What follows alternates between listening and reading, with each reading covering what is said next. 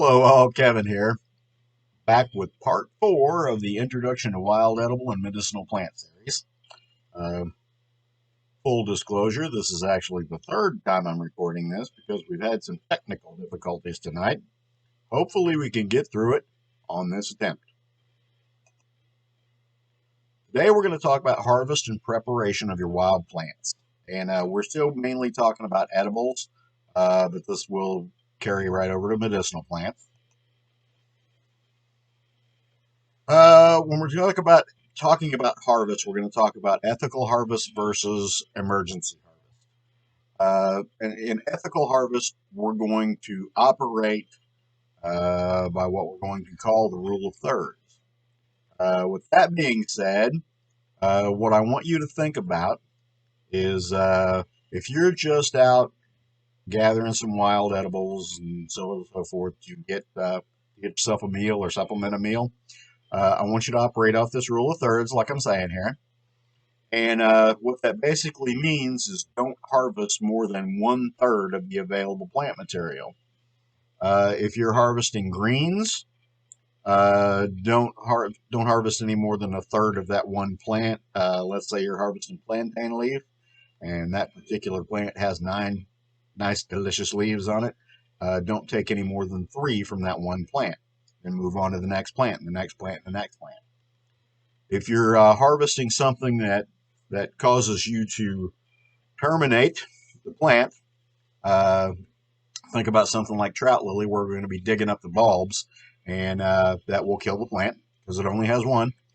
Don't take any more than 1/3 of the plants available. So if you have 9 plants available, in a particular patch, don't take any more than 3 of those plants. Especially something like trout lily that's really slow to grow and slow to propagate. Now, all that goes right out the window when you're talking about an emergency, and really we're talking more about medicinal harvest in an emergency because, quite frankly, you can go a long time without food. A lot of us come from the survival world. You know you can go a long time without eating. You're just uncomfortable. You're not going to die, kind of thing. But let's say you're trying to stop bleeding and you got a nice big patch of yarrow all in bloom right in front of you. Take every flower head that it takes to get the bleeding stopped. That kind of thing. I want you to think back to item back in part 1 where we talked about identify positively, time of year that the plant that the plant's growing in that you're in. The environment that the plant is growing in, is it the right environment for the plant, and is it a good, healthy environment? And today we're on to that M phase, the method of preparation. And method of preparation is kind of a double-edged sword. We're talking about the parts of the plant we're going to use for what we need, be it greens, be it rootstock, be it stalks, be it leaves, be it flowers, be it whatever. And how are we going to prepare that plant material for what we want to get out of it? And we tend to get a little bit hanky when we're talking about wild plants versus domestic plants that we get from the grocery store. I don't want you to worry about that. If we're talking root crops like burdock, a root or something like that, you use that just like you would use any root or tuber stock. Basically treat it like potatoes, you know. However you would cook potatoes, do that with the root crops that you're gonna harvest, or whatever the similar root crop is in the domestic world to the wild plant you're harvesting. If you're harvesting greens, uh, don't get bent out of shape because it's plantain greens. When you know how to cook spinach, it's basically the same thing. Same thing goes with berries and nuts.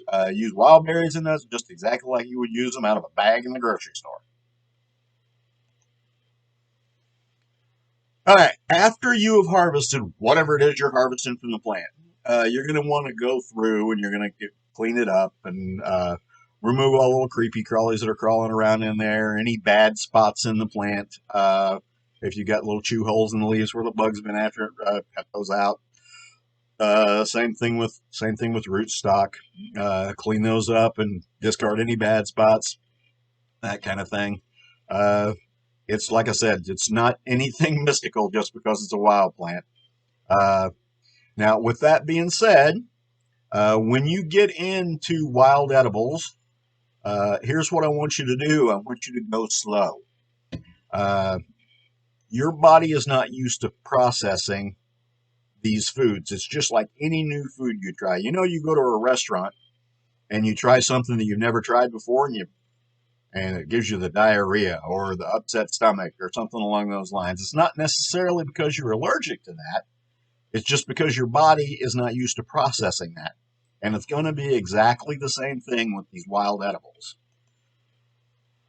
Uh, and here's what I want to give you a little word of caution on. We here in the United States, our palate leans toward the salty tastes, the sweet tastes, and the savory tastes.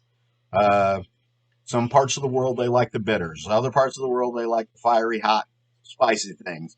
And that's how most of their foods are prepared and cooked, and so on and so forth, and the tastes they look for. Uh, we here in the United States, uh, we don't get into the bitters and things like that, and it's not the majority, but a very high percentage of the wild plants that you're going to get into lean into those bitters and acrids and so on and so forth, things that you aren't used to processing and used to those tastes are something you're not used to. So I want you to take it slow, try a little bit at a time, give yourself a day or two to process stuff, and I want you to do this in a controlled environment. I don't want you to wait until you're out camping and go camping without any food so you can live off wild edibles. Work this stuff into your diet a little bit at a time. And with that being said, homework, yay! And nobody's going to grade you whether you do the homework or not. But here's what I want you to do.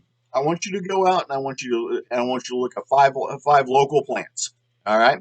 I want 3 of them to be herbaceous plants, and I don't care what they are. They can be common to all parts of the world, like plantain and cattail. You can find that everywhere. I don't care what these 3 plants are. I don't care what the 2 woody plants are that I want that you look up. I want you to look at 5 plants, 3 herbaceous, 2 woody. All right, and I just want you to read up on them. What do they look like? How to identify them? What can they be used for? And that's really about it. So, with all that being said, thanks for watching. Stay tuned for part 5, and I will see y'all in the woods. Hopefully at a class someplace. Thanks for your views. Thank you for your support. Like and subscribe, all that other stuff. Thanks for watching.